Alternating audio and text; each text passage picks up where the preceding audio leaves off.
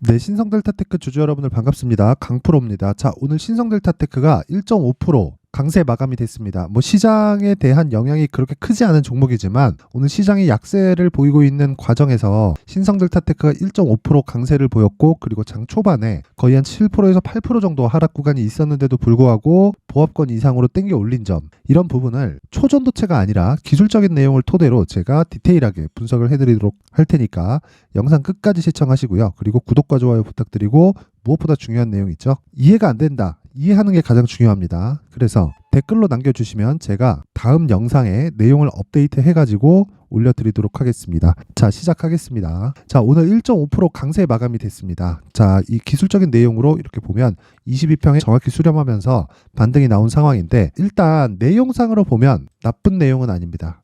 그리고 제가 생각했었던 것보다, 그쵸? 전 계속해서 가격 분석을 하고 있는데 제가 계산해놨었던 가격적인 부분보다 훨씬 더 강하게 마감이 되었었다는 점은 긍정적인 내용으로 볼 수 있습니다. 저는 어저께 44,500원에 모든 물량을 정리를 했습니다. 자, 첫 번째 제가 매수한 날은요, 여기 11월 15일 수요일이고요. 그리고 장 초반에 매수 진입이 됐고요. 그리고 첫날 13% 정도의 수익으로 마감이 됐고, 그리고 그 다음날, 그쵸? 11월 16일 어저께죠. 44,500원에 운 좋게 고가에서 300원 차이 나는 가격에 체결이 됐습니다. 제가 항상 말씀드리지만 저는 기본적으로 역배열 구간에서는 주가가 큰 상승을 보이지 못한다고 이야기를 드렸습니다. 근데 그건 지금도 변동이 없습니다. 물론 초전도체가 만약에 실현이 된다라고 한다면 세상을 바꿀 수 있는 기술임에 분명하고요. 그리고 이 물질 자체가 세상을 바꿀 수밖에 없는 물질입니다. 왜 그러냐면, 자, 생각해 보세요. 전기 저항이 0이에요. 전기 저항이 0이라는 건 효율이 극대화된다는 거고, 효율이 극대화된다는 건 열이 안 나기 때문에, 그쵸? 최종적으로는 친환경 구조를 갖출 수 있다는 겁니다. 딱 여기까지만 이해를 하면 되는 거고, 여기서 초전도체 관련해서 우리가 만들 수 있는 능력이 있다, 그쵸? 그런다면 제가 여기서 어떤 식으로 성공을 시킬 수 있고, 그런 부분에 대한 부분이 필요하겠지만, 제가 이야기를 드리는 건 우리는 연구자가 아닙니다. 연구자가 아니면요, 초전도체 관련해서 여기까지만 이해를 하면 되는 거지 추가적으로 다른 이해가 필요한 내용들이 없는 거예요. 아무리 얘기해봤자 이해가 안 되는 거나 마찬가지니까. 그래서 우리는 무조건 주식 투자에서 돈을 벌 수 있는 기술적인 부분을 체크를 해서 가야 됩니다. 무엇보다 실적 관련된 내용 있죠. 그 실적 관련된 내용은 지금 시가총액 대비해서, 그쵸? 신성델타테크는 가격이 싸진 않습니다. 자, 단순하게 PER이라고 하죠. PER. PER은 주가 수익 비율입니다. 주가 수익 비율이라는 건 실적 대비해서, 즉 영업이익 대비해서 지금 시가총액이 어느 정도 위치에 와 있는지, 그쵸? 그 부분을 보는 건데, 주식시장은 항상 말씀드리죠. 곱셈의 세상이라고. 그 곱셈을 기준으로 해서 봤을 때, 자, 제가 간단하게 밸류에이션을 해서 이야기를 드리겠습니다. 신성델타테크의, 그쵸? 평균적인 실적치는, 그쵸? 21년, 그리고 22년, 그리고 2020년 이렇게 평균을 내면 134억, 350억, 320억입니다. 자, 3년치에 대한 평균 실적을 봤을 때 268억이 나오고요. 그쵸? 268억에 10배를 하면 시가총액이 2,600억이 나옵니다. 그쵸? 그러면 지금 단순하게 보더라도 PER 기준에서 50배 이상의 PER을 갖고 있는 거죠. 자, 근데 요걸 22년도 기준으로 봤을 때 PER 기준에서 한 40배 정도가 나옵니다. 자, 근데 PER 40배 정도를 원래 시장에서 인정을 받으려면요, 신성델타테크의 이익률이 몇 프로 정도 나와야 될까요? 못해도 20% 이상은 찍혀야 됩니다. 근데 신성델타테크는 이 PER이 30배에서 40배 정도 인정을 받기 위해서는요, 이익률이 굉장히 저조한 편에 속합니다.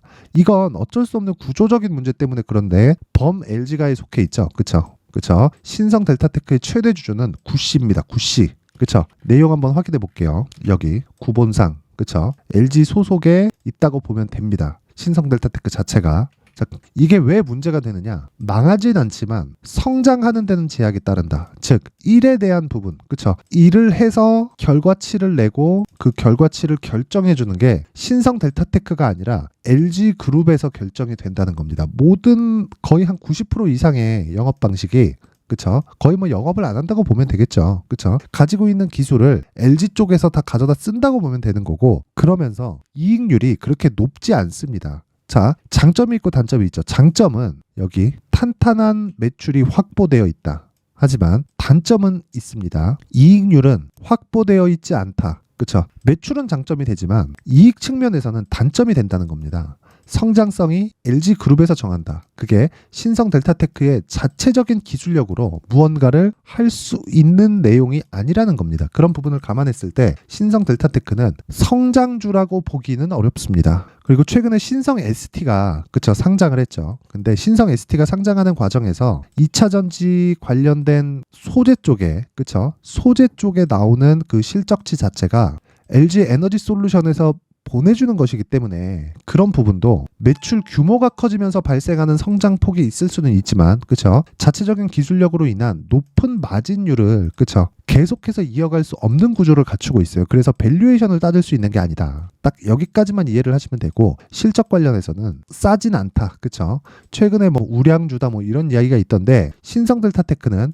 망하지 않는 기업이지 우량주라고 볼 수는 없는 겁니다. 예를 들어서 이렇게 보면 될 것 같아요. 한미반도체를 보면 자 보세요. 0.6% 오늘 보합권에 마감됐고 올해 굉장히 큰 폭으로 상승을 했습니다. 그러면서 시가총액이 6조예요. 실적 봅니다. 작년 실적을 대비해서 본다면요. 보세요. 1119억. 그쵸? 계산하기 쉽게 1000억으로 잡았을 때 어느 정도의 그 시가총액 기준에서 주가 수익 비율이 나올까요? 60배. 그쵸? 1000억 기준에서 지금 시가총액 6조를 대비해서 보면 60배 정도의 지금 위치가 잡힙니다. 자, 그럼 요걸 토대로 우리가 어떤 식으로 봐야 돼요? 한미반도체는 이익률이 어느 정도로 잡히는지 봐야 되죠. 34%가 나오고요. 21년도에는 32%, 그리고 여기에는 25%가 나옵니다. 즉, 두 자릿수의 이익률을 계속 꾸준하게 유지를 하고 있고요. 올해 예상치도 반도체 경기가 좋지 않다는 부분을 감안하더라도 18%면 굉장히 높은 이익률이 잡힌 겁니다. 물론 실적치 자체는 낮아진 것은 맞아요. 그건 어쩔 수 없습니다. 반도체 사이클 때문에 그렇고 이런 부분은 어쩔 수 없이 진행이 그렇게 될 수밖에 없는 겁니다. 그런데 제가 이야기를 드리고자 하는 정말 중요한 내용은 한미 반도체는 실적을 어디서 결정하나요? 하이닉스에서 결정하죠. 신성 델타테크는 어디서 결정하나요? LG그룹에서 결정합니다. 그럼 보세요. 한미 반도체는 하이닉스를 통해서 실적을 결정받는데 그 결제받는 그 이익률 자체가 즉 한미 반도체에서 마진이 34%, 32%, 25%가 잡힙니다. 하이닉스가 바보입니까? 그쵸. 이렇게 높은 마진율을 주면서 하이닉스의 장비, 그쵸. 사용하는 장비인 한미반도체의 TC 본딩 장비가 이 정도의 마진이라는 걸 모르고 줄까요? 알고 주는 겁니다. 어쩔 수 없이 써야 되니까. 이런 게 기술주예요. 근데 신성 델타테크 같은 경우에는 이런 높은 기술력을 가지고 있는 기업은 아닙니다. 하지만 탄탄한 매출처는 유지가 되고 있죠. LG그룹을 끼고 있으니까 이런 부분에선 장점과 단점이 있는 겁니다. 그래서 실적 관련해서 보기보다는 철저하게 기술적인 관점으로 봐야 되고 그 기술적인 관점으로 봤을 때 지금 정배열로 전환되는 그쵸? 그 구간을 내가 어떤 식으로 보내야 될지 확인을 해야 되는 거고요. 그런 과정에서 제가 계속해서 매매를 이어가고 있는 겁니다. 자, 내용 한번 확인해 볼게요. 일단 결과부터 말씀드리면 저항은 62평에서 받을 수밖에 없고요. 그리고 62평에서 저항을 받는 과정에서 내가 어떤 식의 이 매매의 방향을 잡는지에 따라서 그쵸? 어느 정도의 수익으로 결정되는지가 나올 겁니다. 그 내용 한번 확인해 볼게요. 우선 저는 여기 이 구간에서 전량 매도를 마쳤고요. 정확히 그 부분부터 보여드리면 10월 10일 한 달이 지났으니까 한참 올라가야 됩니다. 자 보세요. 10월 10일이죠. 신성델타테크 고가는 64,000원입니다. 이미 고가 나왔고요. 이제 매도해야 될 때다. 이 내용 보세요. 신성델타테크 62,800원. 여기 보면 신성델타테크 내일 급락 나올 수 있습니다. 내일 매도 예정이니 준비하세요. 이게 10월 10일 날 나온 내용입니다. 자 정확하게 그쵸? 고가가 나왔다는 걸 볼 수 있죠. 이건 왜 이런 식으로 제가 결정을 했느냐. 자, 주가는 앞에 좋을 부분을 선반영을 합니다. 그 선반영은 하는 과정에서 신고가를 만들고요. 신고가 이후에 굉장히 큰 폭으로 강세를 보였죠. 그러면 신고가까지 확인하는 점, 그렇죠? 24,000에서 25,000원. 높게는 26,000원 정도까지가 우리가 매수할 수 있는 적기가 되고요. 저가는 잡지 않는 겁니다. 그럼 고가는 잡을 수 있을까요? 고가도 못 잡습니다. 그래서 제가 매도를 한 구간은 요 구간입니다.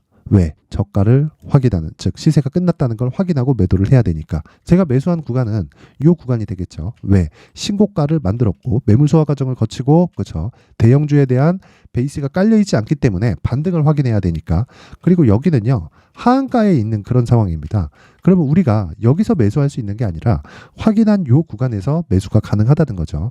정작 우리가 수익을 낼 수 있는 폭은요. 2만 원 중반대부터 대략 5만 원 정도까지가 맥스입니다. 맥스. 근데 제가 요 구간에 매도를 하고 나서 왜 계속 추적을 했었느냐? 생각해 보세요. 초전도체가 아직 발생한 건 아닙니다. 그쵸? 상용화 단계에서 이걸로 인해서 돈을 벌고 있는 건 아니란 말이죠. 근데 그 돈을 버는 과정에서, 그쵸? 시간이 필요하고요. 그 시간이 주가가 프리미엄을 받고 있는 그 상황에서는 유지가 되지 않습니다. 가격대가. 그래서 제가 계속해서 말씀드렸던 게 프리미엄이 빠질 때까지 기다려야 된다라고 이야기를 드렸었던 거고, 그리고 나서 세력들이, 그쵸? 쌍봉을 만들면서 나오는 구간을 잡으려고 했던 겁니다.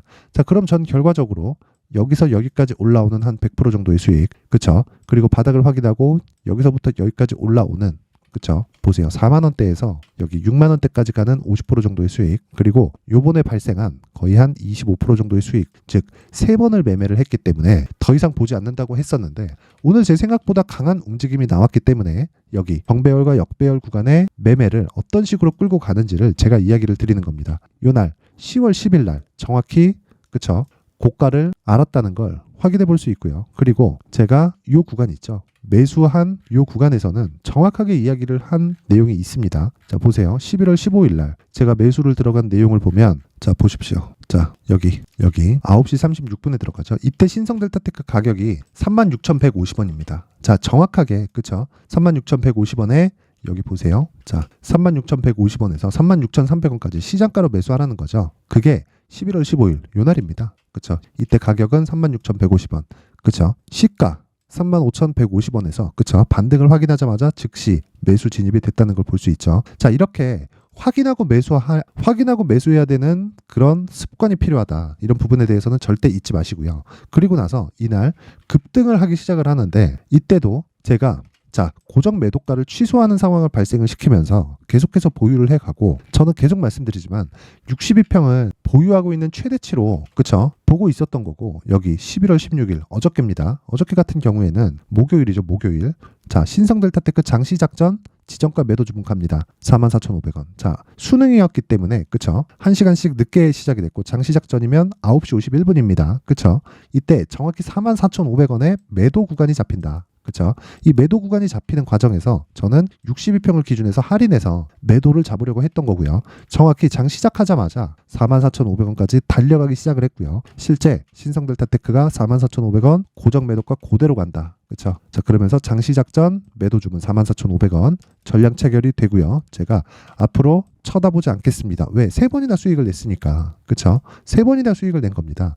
이런 과정에서 생각해 보세요. 간단하게 이해를 하면 되는 겁니다. 더 이상 볼 수 있을까요? 없다고 생각을 했는데, 여기서 22평의 지지를 받는 모습을 보고 혹시 가격이 유지될 수 있는 상황을 추적해 간다면 한 차례 더 나올 수도 있겠다. 이런 판단이 오늘 섰습니다. 자, 장중에서부터 이야기를 드렸었던 내용이고요. 무엇보다 신성델타테크는 초전도체 관련된 내용보다 제가 집중하는 건 가격입니다. 그리고 탄력이 좋기 때문에 그냥 버릴 필요가 없죠. 그리고 무엇보다 정배열로 전환하는 시점에서의 매매가 필요합니다.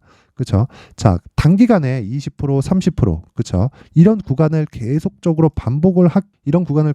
반복해 가면서 내가 수익을 실현시키고 싶다 하시는 분들이 있다면, 그리고 또는 내가 주식시장에서 심리가 안 잡히는 분들이 있다면 강프로의 무료 소통방으로 입장을 하시면 되고요. 강프로의 무료 소통방은 제가 딱 주말까지만 입장을 받도록 하겠습니다.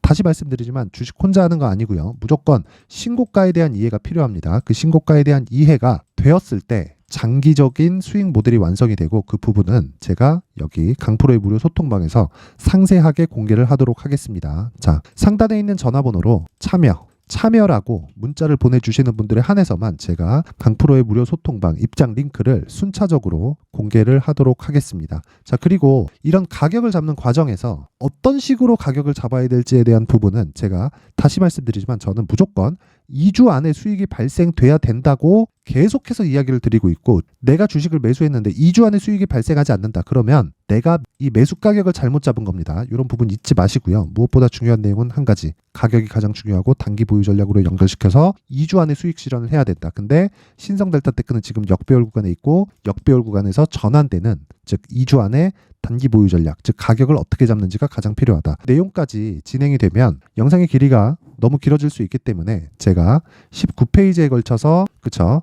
상세하게 내용을 준비를 했고요. 상단에 있는 전화번호로 숫자 3이라고 문자를 보내주시는 분들에 한해서만 제가 신성델타테크의 가격 그리고 단기 보유 전략을 공유해 드리도록 하겠습니다. 항상 시청해 주셔서 감사드리고요. 무엇보다 중요한 내용은 이해하고 실행하는 겁니다. 왜? 주식은 심리가 중요하니까요. 실행하려면 그쵸? 돈을 많이 넣어야 되고요. 그 돈을 많이 넣기 위해서는 완벽한 이해가 필요합니다. 그랬을 때 금액 자체가 바뀝니다. 반드시 이해를 하셔야 되고요. 신성델타테크 오늘 반등 나온 거 축하드립니다. 그리고 저도 계속 추적해 가도록 하겠습니다. 뼛속까지 발라먹는 게 이런 거구나를 제가 확인시켜 드리도록 하겠습니다.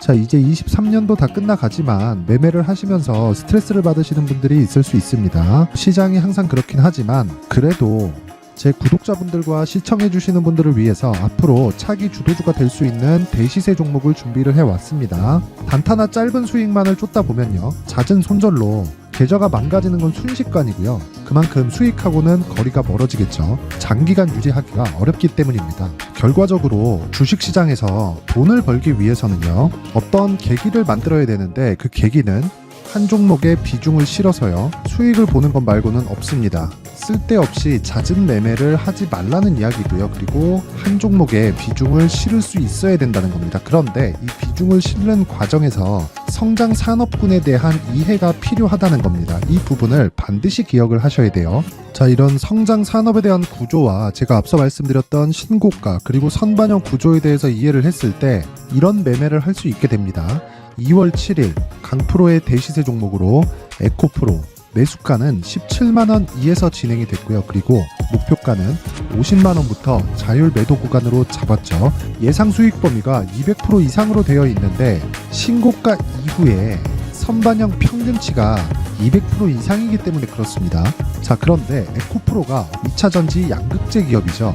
2차전지 양극재는 친환경이라는 범주 안에 속해 있다고 보시면 됩니다. 근데 제가 항상 이야기를 드리죠. 시세는 항상 연결된다고요. 앞으로 나올 대시세 종목도 이런 친환경이라는 성장 산업군에 포함되어 있어야 됩니다. 자, 이런 성장 산업군에 포함되어 있는 걸 확인한다면 이 내용처럼 세 가지의 공통점을 가지고 있습니다. 1년에 많은 종목이 발생하지 않고요. 그리고 세력들의 장기간 매집 구간이 확인돼야 되고, 그리고 상승하기 시작하면 평균적으로 3개월 정도의 상승 구간을 보이기는 하지만 제가 2개월이라고 작성을 해온 건 한 가지 내용 때문입니다. 한 달은 확인하는 과정이 필요하기 때문입니다. 이게 무슨 얘기냐면 성장 산업에 대한 부분 그리고 이런 공통점, 여기다가 기술적인 내용을 다 포함을 시키더라도 절대적으로 가격이 우선적으로 반영이 되는 것이기 때문입니다. 에코프로도 마찬가지예요. 장기간 하락하면서 최악의 국면을 거쳐왔고요. 이 구간에서 먼저 하락을 했다는 건 앞서 말씀드렸던 내용처럼 고가에 대한 부분이 아니라 저가, 즉 나쁜 부분을 반영한 이후에 신고가를 발생을 시켰다는 건 앞으로 좋을 부분을 반영이 되고 있다는 거죠. 그런데 본격적인 시세는 신고가 이후라고 말씀을 드렸고 지금은 매물 소화 과정을 보내고 있습니다. 앞서 말씀드린 대로 가격 먼저 분석을 끝냈죠. 그리고 나서는 정부 정책의 방향과 맞는지를 체크를 해야 되는 겁니다.